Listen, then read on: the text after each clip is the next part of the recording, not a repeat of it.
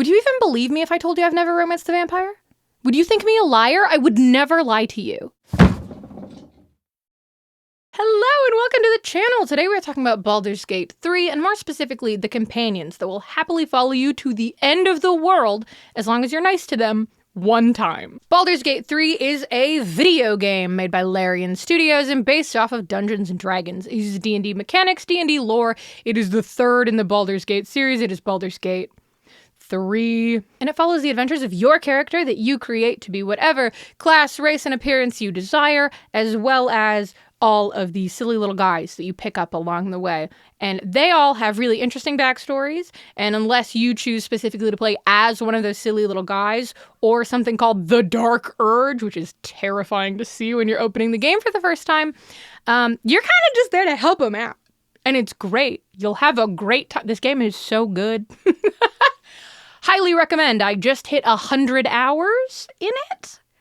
That's so many days of my real human life. I have a few different ways I'll be ranking and re-ranking the 10 companions you can drag along on your adventures, and I do expect you to disagree with me at many points. That is okay. We are all emotionally invested in these pixel people, and my rankings are my own. And you are welcome, and in fact encouraged, to tell me about your own rankings in the comments, and we can all fight about it until we all submit to seriomorphosis. Until we all become mind flayers. How bad is the lisp? Ooh. We're committed. We're simply committed. This video will contain minor spoilers for the backstories and potential outcomes for some of the companion characters in Baldur's Gate 3. I'm not going to be talking overarching plot spoilers, because that is not what we're here for. We are talking about my 10 best friends. My 9 best friends. And if you're sitting here wishing you could have seen this video a little earlier than everybody else and got an extra video from me every month, you should check out my Patreon, patreon.com/HaleyWhipjack. We have a great time over there, as you can see. Oh, what did you bring to school today? Oh, you know. All right, I'm dressed up with nowhere to go but onwards. What is our first ranking criteria?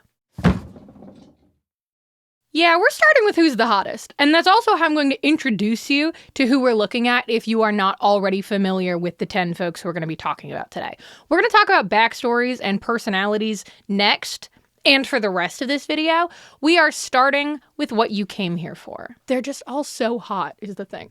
Because most of them are romanceable. The game wants you to want to smooch them, and they did succeed. We are going to go bottom up for every list, starting at the lowest and then ending at number 1. And so for this, the official, objective list of who's the hottest Baldur's Gate 3 companion, number 10, least hot, we have Minsc. For every song of Mince the Ranger, they sing 10 of the hamster boo.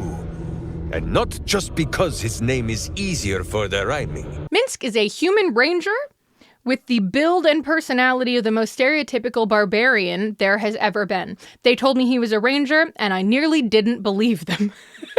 Minsc speaks about himself in the third person. His best friend is a miniature giant space hamster, and his other best friend we will get to in a minute, and I did put him at number 10 for who's the hottest. My deepest and sincerest apologies to Minsc. And it might be because he's not romanceable, so he's never trying to present himself as an attractive option to me. He's just Minsc. And he's great, but he's 10 on the hot list. At number 9, I have lae'zel. On Kresh Kalir, giant space hamsters are a staple food. lae'zel is a Githyanki fighter. She is incredibly no-nonsense, stoic, says exactly what she means exactly what she says. And I don't get it. I don't get the lae'zel love. Not in this way, at least. I do support her in her journey that she's taking to discover her own morals, and I want her to live a good and happy life with a cool dragon. I really, really do. I really support her in this. I don't want to smooch her about it. And I understand a lot of people do. And I'm so happy for them. I don't understand them. God, I wish I could see. These contacts are not prescription. At number 8, I have Jaheira. Bastard. Jaheira is a human druid. She is Minsc's aforementioned second best friend. She's a little bit older. She's incredibly wise. She knows the world. She knows what she wants. And I do think Jaheira is hot. The problem now is from 8 up, I think they're all hot. But I don't think Jaheira wants me to think that she's hot, so I am respectfully, out of respect alone, putting her down here. Because I think that's where she would want to be. And at number 7, we gotta put Gale. I have a cat, a library, and a weakness for a good glass of wine. Gale is a human wizard. He's a prodigy, a scholar. He has a wizard tower back in Waterdeep. He has a cat. He's a very cute boy. He's a very sweet boy. He's a middle-aged man. He's a very sweet boy, and I will gladly hold his hand. Okay? We're talking straight up hottest. He's at number 7.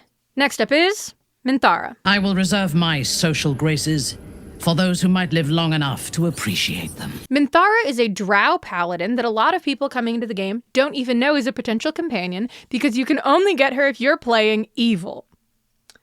And she is hot. She is very hot. I can't appreciate it because of how evil and difficult to talk to she is. Also, every time I see her, like clips of her that people post, I wonder why she's wearing Astarion's armor. If that tells you anything about my playthrough. Unfortunately, she's very hot. I know that some of you fucked over hundreds of tieflings just so this one drow would find you attractive. Your backbone is made out of cooked spaghetti, and I respect you. At number 5, I'm going Will. It was worth the sacrifice. All I can give you on that is my solemn word. Will is a human warlock. He's a noble. His father's a duke. And to me, he's kind of the flip side of Minthara in a lot of ways. He is very, very hot, but he's so perfectly nice and easy and good to talk to that it almost brings down how hot he is. And he's got depths, okay? And he's a tragic, idealistic young man. But he's so waiting until marriage in energy and in practice that I'm putting him at number 5. The rankings got very difficult for me here, but at number 4, we're going Shadowheart. In future, you can't just stick your hand in every strange hole you come across. Shadowheart is a half-elf cleric. At the beginning of the game, she is a worshipper of Shar, the Lady of Loss, the goddess of darkness, and she is my baby girl. That's my baby girl, especially after her glow up that she can have halfway through the game. Oh, she's ethereal. Oh, she's so pretty. She's so pretty. Number 3 is Astarion, and I don't want to hear it. You couldn't wait 10 seconds before being an absolute freak. Do not yell at me for not putting him higher, okay? He's number 3. Astarion is a rogue. He used to be a noble high elf, but now he is a vampire spawn, specifically. He's a vampire spawn. He's not a full vampire, and he's hot. I will admit it. I am not ashamed. He's very hot. Even if he goes full evil, which he can, maybe especially if he goes full evil, who's to say? The second hottest companion in the game is Halsin. It's Halsin. Daddy Halsin, they call me. Halsin is an elven druid who does not at all have the build of an elven druid. He spends a lot of his time as a bear, and he can spend as much of his time as you want him to as an owl bear or a cat or a spider, but his base form is 6'5" at least. I don't think we have a canon height for him. We know Astarion is 5'9", and I don't know how we know that, but I don't think we know how tall Halsin is. I'm not apologizing for putting Halsin at number 2. 6'5". Good with children. Looks like that. Straightforward with his big, passionate feelings. That's a number 2. Do you get it? Do you get it? Gods, I want to ride you till you see stars. Karlach is a tiefling barbarian who fought in the Blood Wars in Avernus, the first layer of the 9 Hells, and she's on fire all the time. And I would let her ruin my life. She wouldn't. She would never. But I would let her. So there you have it, the hotness rankings. These are, of course, official, objective. I'm right. We all know it. Pretty quickly into the game, you'll learn that pretty much everyone you pick up has some really interesting feelings about bodily autonomy and faith and loyalty and the concept of being around people without needing to constantly prove you're worthy to be around them. It's kind of all of them. All of these hot, cool guys you've decided to bring around with you start telling you all their tragic backstories. And some of them are so much. So let's get into who makes me the saddest. We're at the point where I actually can't tell if the fangs are still messing with my speech.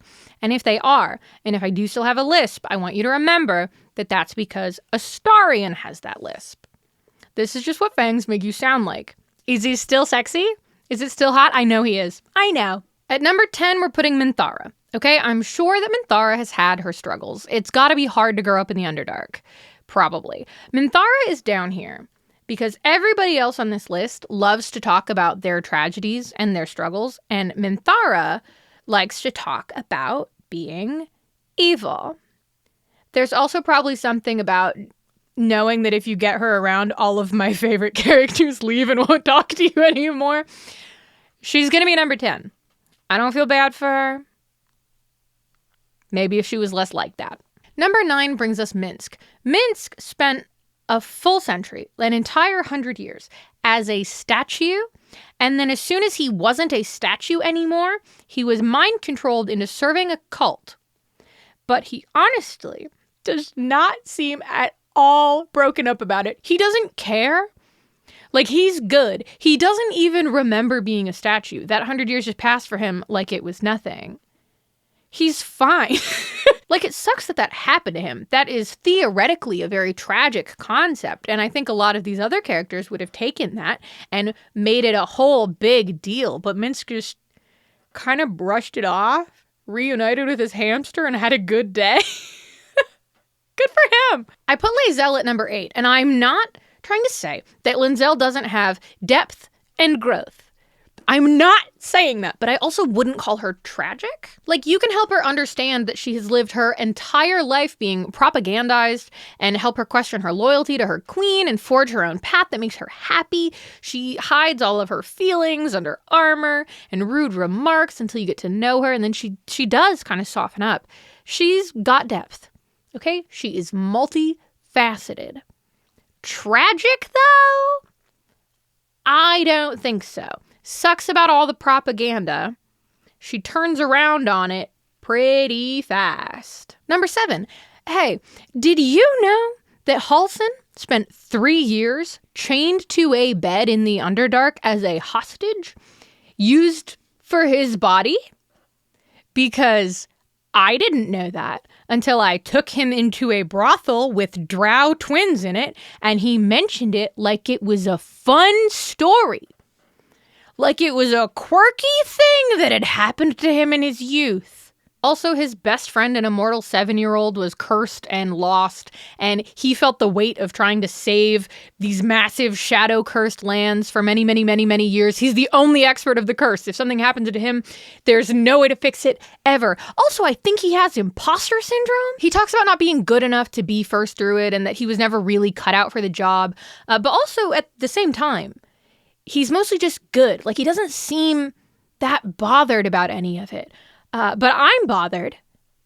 I am very bothered.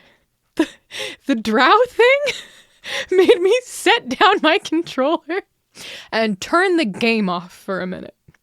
Like I was winded. My man, you could have just said no and not triggered yourself in a brothel.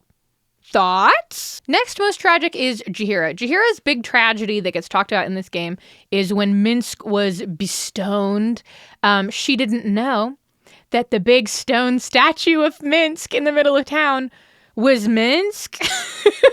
And she spent a lot of time looking at it and mourning her friend. But the whole time she was actually staring at her petrified friend. Like, that makes my stomach hurt. That is tragic. And I hope she gets a proper retirement now. Also, she has been a high-level adventurer for like 20 years. That's not a good and fancy-free life. Her husband died in one of the previous games. She feels responsible for the fate of the entire world. She never felt like she had enough time to be with her children. Poor Jaheira. Up next is Will, and the reason I'm putting Will so low, because I do feel like 5 is low for him, is that he's lived his tragic life for 7 years, and he can conclude his whole mess by the end of the game. Will is trapped in a devil's pact that he took on as a teenager to save his people. He hid that pact for 7 years. He felt awful and unclean about it the entire time.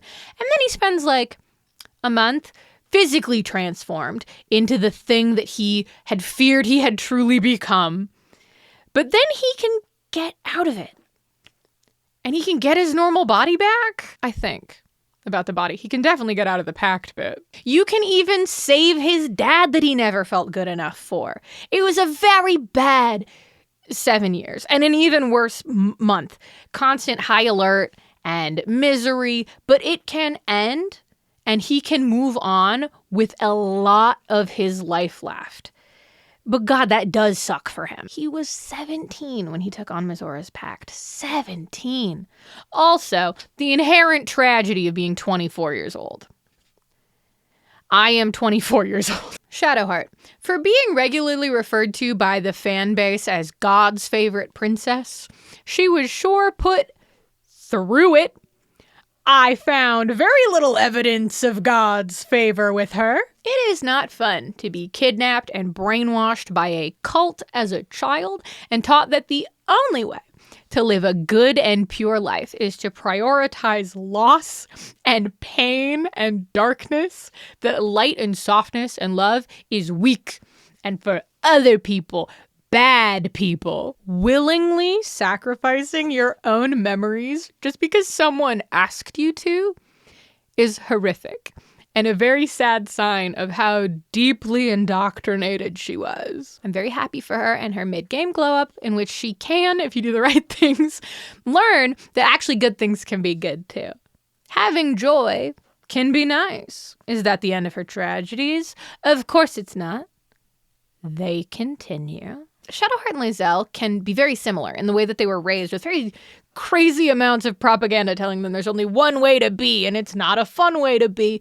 But Shadowheart was not born into a society where that's for everybody. She was specifically taken and kidnapped by a cult and forced to leave everything else behind. And also every single thing that happens to her in her plotline in game is so sad. So that's why she's here and lae'zel's over there. Gale of Waterdeep, you better tell your ex-girlfriend that I am coming for her. Man fell in love with the goddess of magic, Mystra, but never felt good enough for her because of how she was a goddess, and presumably she never did anything to dissuade him of not feeling good enough. Because why would she? So he goes to recapture a piece of her missing essence to finally prove that he is worthy of her, and he fucked it up. Due to wizard hubris. So now there's a bomb in his chest, and all his magic got eaten, and his girlfriend banished him and dumped him at the same time. It's all ruined. And then when his girlfriend does reach out again, it's to tell him to let the bomb explode? For her, pretty please? Gale deserves a chance to just be a human man. A very smart and smarmy human man. But a human man. He can still try to go back to his ex in the game, too. Gale, stand up! Stand up! Mystra, when I catch you... Mystra, when I catch you! Yeah, I put a star in at number 2. I'm being basic, okay? I'm being the most basic of bitches, and I'm not apologizing because this dumb vampire is gonna make me cry. He spent 200 years in complete servitude, being regularly physically tortured, was apparently the most fun to torture of his siblings, and his job was to use his body and his charm to lure innocent people to his knowledge, their deaths at the hands of his master, never drinking the blood of thinking creatures, even though that seems in the game to make him way stronger and healthier. It was completely not allowed. So basically, he has major issues in like 5 different ways, and he does not heal from them in the course of the game. But if you're very nice to him, he can start healing, but you can't fix the vampire thing. So even if you do everything right, you teach him about bodily autonomy, he learns about self-worth and having friends. At the end of the game, he still ends up hiding in the shadows forever. After finally enjoying the sunshine for the first time in 200 years. Are you kidding? Are you serious? Why does pretty much everyone else have at least a chance to fix all of their shit? And he's stuck in the shadows again? No! Yeah, I said pretty much everyone else. We're going to talk about Karlach. Karlach! The most emotional intelligence of the group. Constant optimistic attitude. She's so cute. I love her so much. And she's so sad. Parents dead.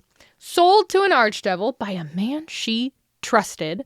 Forced to fight in a war in hell. So good at fighting in hell war that you basically become the personal attack dog of the archdevil you were sold to, and she rewards you by tearing out your heart and replacing it with a malfunctioning infernal engine. You escape hell, only to get taken by mind flayers. Learn that the man who sold you is in complete control of your hometown, and the engine where your heart should be is so hot that you cannot touch another living creature. And that engine will also be your own end very soon unless you go back to hell. There are so many little quests to fix and upgrade your engine, and eventually you can touch people again, and you can get hugs and high fives. You seem like a very physical person. I cannot imagine how much it hurt to not be able to touch anyone. And you finally get that back, and you're in your own plane with the sunshine. But none of the quests actually fix the engine issue. There is not a way to fix the engine issue unless you go back to literal hell. That is the only place you can live. You just got back. It is devastating. It is tragic. I want to give her 1,000,000 hugs. Da-da-da-da-da! The completed tragedy ranking. I would say 8 of them are tragic. And then Minsk and Minthara are also here.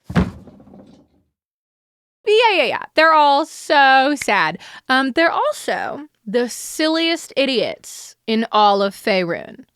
So who's the least hilarious guy you can pick up? Shadowheart is not funny.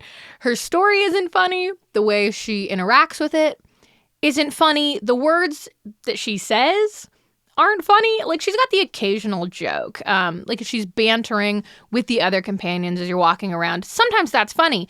But if you're looking for a guy who is regularly funny or full of humorous implications, you're going to want to pick a different guy. Will is also simply not funny. He's an earnest man, a sad man. I can't think of a single joke he's told.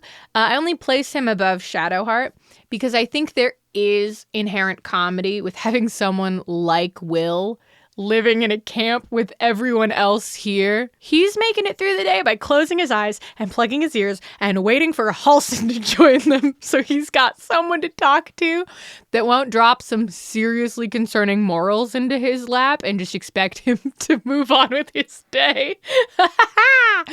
But he doesn't tell a lot of jokes. Speaking of Halsin is not generally a funny man, but guy who can't stop turning into a bear is a funny thing to be. And also, guy who can't stop turning into a bear, but it's only relevant maybe twice, and then it's never mentioned again. Maybe even funnier of a thing to be. He doesn't actually have an issue not being a bear. I think he's just really used to being a bear. Like, his body just likes being a bear. He's pretty straightforward about the things he says, though. Jaheira lets you call her old like 4 times before she starts calling you cub and leaning into it hardcore. She's got jokes. She really does. But she also has a lot of things to do that are a lot more important, that are not telling jokes. And she mostly just does those things. Karlach does little Fortnite dances every time she is left unattended for 7 seconds. And I giggle every time. Why does she do that? lae'zel is so dry and mean that a lot of the things that she says are hilarious, even though you know that she did not mean them as jokes. And honestly, that does make them funnier, but she does not want personally to rank high on this list. If she knew, I think even that she was at number 5 in this list, she would probably she'd probably stab me. And I don't want that. So she'll be down here at number 5. Minsk is at 4. Listen, I am not immune to a big man that loves a tiny animal. I'm not. He talks to a little hamster and talks about himself in the third person, and he only sees the world as good things and bad things. His 2 main purposes seem to be comedic relief for the player and to annoy Jaheira. Okay, he talks, I giggle. I'm keeping him around forever. I wish that Minthara wasn't so funny, but she is so funny. She is so unfiltered and unrepentantly evil. She is mean to every companion and to you. Her dialogue is just so funny. And yeah. You can romance her and she's got a soft side. That's not the funny part, okay? Her telling Astarion that he would fit right in with the men she grew up seeing because they were weaklings and their only redeeming quality was their beauty, entirely unprompted, that's hilarious. The second funniest idiot at this camp is Astarion. This man thought no one was going to pick up on him being a vampire. He thought it was a big secret, like a mind-boggling surprise. Astarion, my love, little star, you have red eyes and fangs. We found a suspiciously blood-free boar on the road yesterday, and you started stammering out 7 plausible explanations when no one asked you to do that. Also, he's the bitchiest man alive. He sounds like that. Good puns. Because clowns aren't enough of a horror already. He literally disapproves of you being nice to children at the start of the game. Hilarious. 10 out of 10. Or I get 2 out of 10. That doesn't sound as good. I know I just waxed poetic about how tragic he is, but everything about Gale of Waterdeep is hysterical. He eats boots, but only 3 times, and then suddenly realizes there's probably a different way to solve his problem. His old mentor shows up to tell him that his ex-girlfriend is finally reaching out, but it's to tell him to game over himself, and he's just like, well, if that's how it's gotta be. There is a world-ending orb in his chest, and he is just making dad jokes around a campfire. He's also the camp cook, which means he's the one making some sort of meal out of the nonsense you've scrounged out of the pockets of corpses. If you're romancing him and you ask if he's open to bringing another person into your relationship, he says, what, like a child? A child? Gale, I meant Halson. He has me bewitched. I would talk to Gale forever. He is so funny. That's another ranking complete. Next. Finally, we're getting into the categories that matter. I want you to imagine that you have in front of you a 6-year-old. I don't care if they're yours or not, okay? What matters is that if they don't survive to the end of the day, you're gonna get in big trouble. And you can't be the one who watches them in this hypothetical. Don't question how you got into the situation. Just roll with me. Who are you gonna hand that kid to for 6 to 10 hours and trust that everything's gonna work out all right? Or more importantly, for the order that we discussed these lists in, who are you not going to hand them to? Do not hand them to Minthara. Do not let Minthara be alone around a child. I think this one's probably obvious. Immediately next on the list is Shadowheart. I am not convinced she's ever even seen a child. I don't think she would know what to do with it. I think she might try to hand it back to you. It's not helpful for our end goals here. Now, Minsk would love this task. He would. But he would be too forgiving and would just go with whatever the child said, like anything they asked, they would have, because Minsk is a provider. And the child would have a great day, assuming they survived. But they would be returned to you with a new haircut and enough sugar in their system to fell a small village. And that's just not really what we're going for. lae'zel. I do think lae'zel has seen a child before. I think she's even spoken to children before. And I don't think that she would be a huge pushover for a child, but I also do not think she's going to be winning Babysitter of the Year. That child is surviving, though. She will be completing that mission at any cost. Next is Astarion, because that is a vampire. And more importantly, that's a man who rolls his eyes at you when you're nice to kids. He'll keep the kid alive, though, if you're paying him to. He might, throw a ball for the kid to fetch. He and lae'zel are both going to scare that kid. Let's be real. They can share a place on this list. 5 is Gale. I don't think Gale would have any confidence about what to do with a child. And I don't think he has a lot of experience with children. But I think if you actually just set a 6-year-old down in front of him, he would immediately start puzzling out what it is that he needs to do to make that kid his friend. Yes, he will almost certainly shake a 6-year-old's hand and introduce himself as Gale of Waterdeep. That puts him above everyone else so far.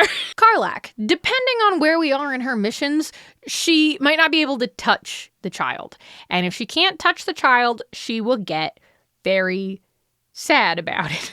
Karlach has a lot of healing to do with her inner child, and I think watching a well-adjusted small human might just make her cry no matter what. But make no mistake, she will be leaving as that kid's favorite babysitter. Halson's best friend is an immortal 7-year-old, and he is so excited to talk to any children that you come across. He's inviting them back to camp with you. He refers to himself as Daddy Halson at one point. He's gonna love babysitting this 6-year-old. Jaheira has 5 children, canonically, I'm pretty sure. She will get your kid back to you in perfect condition, and then she will go check on her own babies by sending letters with a raven or whatever. Unless Jaheira is one of those, I've already raised my children, I don't need to help you with yours types, but I don't get that from her. And that leaves number 1 best babysitter in the whole tadpole-infected nonsense camp to be Will. Will was besties with all of the tiefling kids at the Druid's Grove, okay? And he's responsible, and he wants a family and a future. Will is going to be the A+ babysitter. And then he's going to go home with diabolical levels of baby fever. I just know it. Another list. Down. Next. Hashtag not sponsored. Maybe they use Apple Music, Google Play. I'm just a Spotify guy myself. So who at your camp is making the most Spotify playlists? Or fantasy Spotify playlists? In dead last is lae'zel. I don't think lae'zel listens to music at all. 9th place, we got Minsk. Minsk has never made his own playlist. He listens to other people's playlists, or he goes into his liked music and listens to all of it on shuffle. I know this to be true. Minthara has one playlist. It's called Good Music, and it's all of the songs she likes in one place. She does not need any more than that, and you will never be able to convince her that she does. I don't think Jaheira listens to a lot of music either. Actually, I think she is the type that would have like a driving playlist and like a morning playlist, like just kind of in moods for when she feels like she needs something in the background. But I don't think she's out here making any hyper specific mixes, you know? Halsin listens to Hozier, and I know it. I know it. That man loves revolution, nature, and talking about his lover's body for many, many minutes at a time, okay? He's got playlists that are Hozier in different combinations over and over again, and then another playlist that's all light shit and ambiance that he can listen to while also hearing birdsong while on a walk. I know all of this to be true in my heart and my soul. I think Astarian's got like a couple of playlists for different moods, and maybe one that's for when he really gets in his feelings. I honestly don't think he listens to a wide variety of music, though. He's old as hell. I think he knows what he likes, and it's a narrow selection. Because he's a picky man. I don't think Karlach makes playlists that follow specific moods or tasks. I think she makes a new playlist every week of like what she's listening to right now in the moment that she wants to listen to over and over again, and then never deletes those playlists and just keeps them around. Like sometimes she just goes back into her playlists from last year just to see what she was into, you know? Also, I bet she's got a killer workout mix. Gale Dekarios can, would, and should sob on the floor to Mitski. He would. It's all sad boy playlist with him. And I don't think it's like a lot of different sad boy playlists, but he definitely makes some. And he listens to them often. And one of them is just Get Him Back by Olivia Rodrigo 12 times. And that's the whole thing. Get Him Back by Olivia Rodrigo, Nobody by Mitski, and that one Always an Angel, Never a God song by Boy Genius. Just over and over again as he cries in a wizard tower. He means the world to me, guys. Will Ravengard has a playlist for every occasion, and I do believe that. I am holding on to that. I think he has so many, and I think they're well organized, and he's very proud of them, and he should always be handed the aux cord. He's the only one that should be allowed to be in charge of the music here. I cannot believe that Will hangs out with these people. I know he's got his own issues. He has his own baggage. He's not just like perfect responsible boy that has to take care of the rest of them. I'm well aware. But in making these rankings, every time I was like, and then there's Will being normal in the corner. Just sort of like doing what you'd expect a person would do. If you thought Gale had a lot of sad boy playlists, wait until you see Shadowheart's collection of sad girl playlists out the wazoo. Out the absolute wazoo, drowning in sad girl playlists. And then one that is violent, like heavy metal pump-up jams. It just feels right. Da-da-da-da-da! There they are! Next. Who in this camp would be the most likely to do one of those classic movie shopping montages with you and shake their head disappointed when the outfit you try on isn't good enough for your big event? Shall we begin? I had to put Karlach at number 10. She will go with you on the shopping montage. Don't get me wrong, but she will not shake her head in disappointment at bad options. She probably doesn't even think there are bad options for you. She supports your every fashion choice, definitely bring her along still. You're going to need her moral support because most of the people in this party do not have the hesitation that she does. Halsin will also just go with whatever you want, but he'll also probably get distracted. He doesn't actually care about clothes or find them to be necessary as a concept. You will essentially be shopping alone with an occasional check-in to make sure that Halsin is still alive. Jaheira is just so mom vibes. She won't just shake her head and turn you back to the fitting room. You'll try on one thing, she'll tell you she doesn't like it, and then she'll hand you her own choice and then just take you to the register without you even trying it on. And that's what you're gonna get. And like the worst part is her choice is probably good, like it's fine, but that's not the point of the montage, Mom. Jaheira. I think Minsk, to me, we're looking at the same issue as Karlach, but I do think Boo, the miniature giant space hamster, does have opinions. You just won't know what they are because the only person that can talk to him is Minsk. I put Gale at number 6. I'm not convinced that Gale is coming on this montage, but I think if he is coming, he will absolutely make his opinions on the cut of your outfits very clear. You will know. I just don't know if you're getting him into this JCPenney with you. Minthara's at 5 because I think she's very similar to Gale, but with slightly better chances of getting her to come along. And if she does, she will be even louder about her feelings. Gale will at least try to like be nice to you about it and not hurt your feelings. Minthara will not. lae'zel will also not censor how she is speaking on this outing, but she's definitely coming with. You're actually not allowed to leave her at home. And lae'zel will have a very specific vision for your final look. It's probably not what you're thinking, and it's probably not appropriate for the event that you're attending, but it will be very fun to try on, and you're gonna be so glad she's here. I think that Shadowheart would be a good blend of supportive and straightforward. I also think she would have a great time just going shopping and doing something a little bit silly with you, and I also think she would look really cute in a shopping montage, and I'm not above that affecting my rankings. Our runner-up for this one is Will. I don't know why, but I think Will would have such a good time doing this with you. I think Will deserves every single rom-com trope, like in every role. He deserves to be the leading man. He deserves to be the pursued love interest. He deserves to be the best friend. That's what he deserves. That's what he's made for. That's what he's raised for. That's what he wants.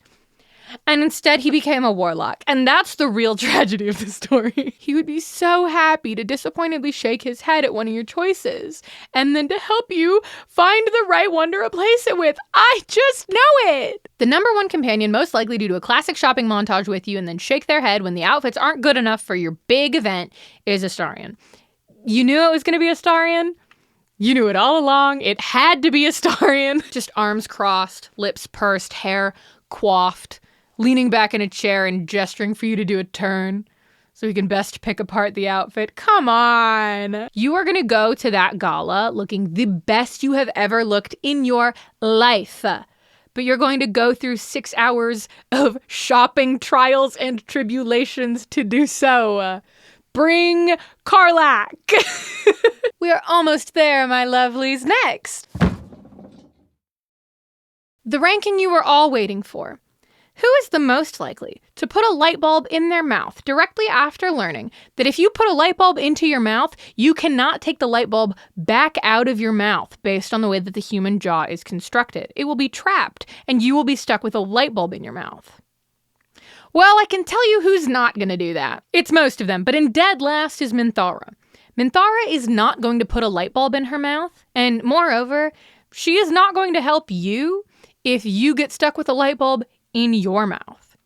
That's a you problem now, friend. Jaheira would literally never put a light bulb in her mouth and would very much scold you for putting a light bulb in your mouth, but eventually she would get the light bulb out of your mouth for you. Will is not even going to consider it. You would tell him that fun fact and he would just accept it as a fun fact and then not even consider it as like a challenge the way that somebody hypothetically might. And he would also request that you don't do it either. He will swiftly get in between you and any light bulbs that you may be bringing towards your face. Here in 7th, I put Astarion. The light bulb is not going into Astarion's mouth. He might try and goad you into doing it, though. Don't. He would never let you live it down until you are both long dead. 6th is Shadowheart. I actually don't even think Shadowheart will discuss the hypothetical with you. I think if you were like, isn't it so interesting that you can only put a light bulb into your mouth but not take it out? She would be like, I don't think that's interesting. And then wait in silence for you to change the topic. She is everything to me. Halsin would discuss the hypothetical, and then he'd probably start talking about what animals he could potentially turn into that would defeat your hypothetical, but no light bulbs would actually go into any mouths because he's a responsible adult. You just have a really fun conversation with Halsin. Nothing wrong with that. lae'zel's place on this list is interesting because lae'zel will not help you if you get stuck with a light bulb in your mouth. I don't think she would do it. But I do think if you dared her to do it with the right words, she would put a light bulb into her own mouth. She's sort of the anti-Jaheira, if you will, of this list. We have finally reached the part of this ranking with people that I do actually think would put a light bulb in their mouth. And I don't think Gale is doing it for any reason other than wizard hubris. Greatest magic user of all time, Mystra's chosen, of course. He can take a light bulb out of his mouth. He can't. He's going to get stuck like that. Minsk is only the runner-up because Jaheira would be actively stopping him as he tried desperately to shove a light bulb into his mouth, which leaves number 1 being Karlach. It had to be Karlach. The good news is I do think she could just explode the light bulb once it was stuck without actually hurting her at all because she's that strong and she runs that hot and I love her that much.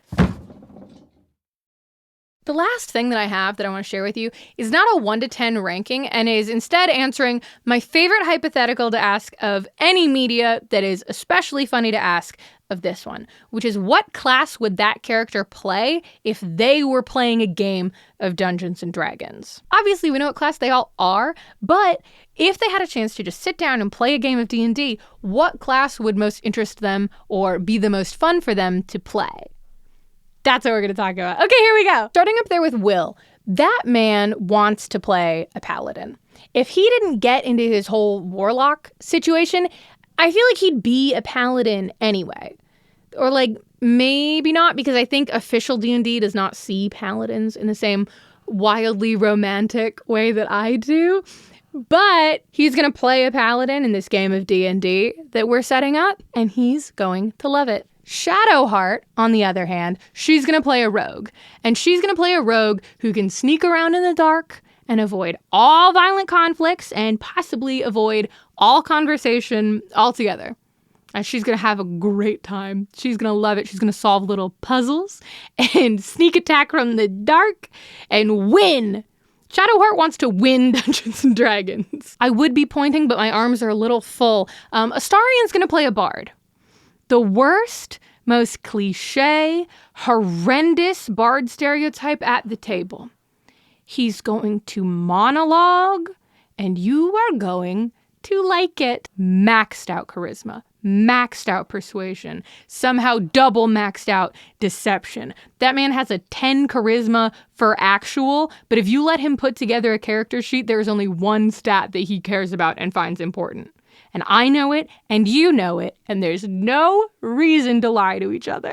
Gale's gonna play a sorcerer. That man will be a menace with sorcery points. He's gonna do so many things that will absolutely change the course of the story because he will get immense joy out of outsmarting the mechanics and just breaking the whole thing. And yeah, you can do that as a wizard. You can do that with your spells. But sorcery points to give him an extra mechanic to think about? He'd be in love. What a nerd. Okay, but lae'zel, I do think lae'zel would play a fighter. I think she just wants to go straight forward and hit imaginary people with swords because that's what she does outside of the game. She's just so fighter. And I love fighters, okay? She's very fighter. And she's very lae'zel. Lae'zel doesn't want to pretend to be something that's not lae'zel. She would just be a different version of lae'zel. She would name her character lae'zel. And everyone else at the table would be like, it's not you, though. It's a character. You can be anyone you want to be here. Any single person you want to be. And she would say, I want to be lae'zel. And then they would drop it. Because they're all used to her by now. Karlach's going to play a wizard. She would love playing a wizard. Wizards have so many fun toys in their arsenal. They can make people irresistibly dance. They can set multiple people on fire in one go. She would have so much fun. And that's what she deserves. Halsin is playing a cleric. Team Dad is here just to make sure everyone stays up and has a good time. That man is a support TM, if given a chance. Like, literally in universe, he is staying involved in a conflict that he has no reason to be around. He does not need to be in this party at all. And he actively does not enjoy participating in their conflicts. But he stays just because he likes the company and wants to see everyone involved happy and safe. That is cleric behavior. That is life cleric behavior. I know he's a druid, but if you just gave him a chance. Jaheira, I think, would play a ranger. They have a lot of utility. They fight. They do spells, just all of it. I think Jaheira needs to be kind of good at everything so that she can step in and be the one who keeps the plot on track after Astarian's bard and Karlach's wizard accidentally create like 4 new quests. I think Jaheira's ranger and Will's paladin would probably be the only reason that the plot would continue on at all. Shadowheart would probably help. And actually, lae'zel would never do anything not directly related to the main plot. So, yeah, I think it's mostly Astarian and Karlach throwing it off. But Jaheira would take point. Minsc is playing a druid. He would wild shape into a hamster. And he would constantly still speak in in-game conversations, even though he's a hamster. And when the rest of the table was like, you can't talk right now, dude, you're a hamster, he would, his Boo talks. And then how do you argue with that? The man talks to a hamster in real life. He would basically just play Jaheira's ranger's familiar. I think that's what would bring him the most joy. And also he would bring really good snacks to the table. So just good to have. Minthara would play a barbarian. I just know she wants to go apeshit. Just absolutely bonkers. Let her loose. This does imply that your Tav, your character, is DMing. So good luck with that very functional 10-person party that I've just outlined for you. I'm sure it'll go really well. Thank you so much for listening to me talk about Baldur's Gate 3. It is all I've been able to think about for weeks, and now I can safely return to the once upon a time grind. I am not leaving you once upon a timeless, I promise. I just had to get these tadpoles out of my brain first. Did you play Baldur's Gate? Are you still playing Baldur's Gate? How many hours of your real human life have you sacrificed to Astarion? Do you think all my lists are wrong? Did I miss an important criteria? Tell me all about it in the comments. I will not be happy until all of my notifications are about Baldur's Gate. Thank you so much for joining me, and an extra special thank you to my patrons. Patrons such as Annie G, Autumn Vector, Jellybun, Ollie D, Raffi, Steph, What To Britty, A Bitter Taste Of, Aiden Sowood, Amy Ernst, AJ Hollian, Alex Pluto Murphy, Alex Stevens, Alex is not amazing, Amalia, Anna Elise, Anna K, Ashley Figueroa, Azula's Tale, Bada Kid, Barbarians Are the Best Class, Beard Acknowledge, Becca B, Bex Rhodes B, Ben the Person, Bethany Draws Art, Bobby Banner, Box of Cherubs, Brain Boy, Calliope Lagunas, Carly Hartle, Cheyenne, Kodia Osteolasa, Kuste, Danny, Daniel, Declan Roof, Devin Ellert, Eli Gibson, Emma B, NB Ennui, Eric Banks, Fullery with Nori, Fukaru, Finch R, Gabby, Garrett T, No one, GN0W1, here to mess me up. Graham Harrison, Hot Singles. Infinity Girl, It's Mellow. Jackie, James Summers, Jasmine Taylor, Jane, Jenny Waboom, Jessica Pade, John Haynes, Jordy LaForge, JT Frazier, Carissa, Casey Z, Langley, Lawson, Lemon, Liam John Lawson, Libby, Lula, Mandy Azose, Marcel Barth, Martine, Mary R., Matt Ross, Max Faring, Mercury Wizard, Michaela Phillips, Mo Spooky, Molly Early, Morgan Potter, Murph Wazir, Nick the Brick, Noah, Octave, Oski the Bard, Fix, Rebecca Dawn, Rookie Baby, Rowan C., Sky Travis, Styx, Tex the Gentle Giant, _Ace_Pelican, Unholy Fish, Will, Woody Daniel, Ngve Leo, and Zachary McMinn, as well as everyone whose name I didn't say and instead just scrolled right on past you. You're all wonderful people who mean so much to me, and I can't see anything right now, so I'm sorry if I struggled with the names a little more than usual. I couldn't read them. This was an absolute delight. I can't wait to get back at you with season 2 of Once Upon a Time very soon. I will see you next time.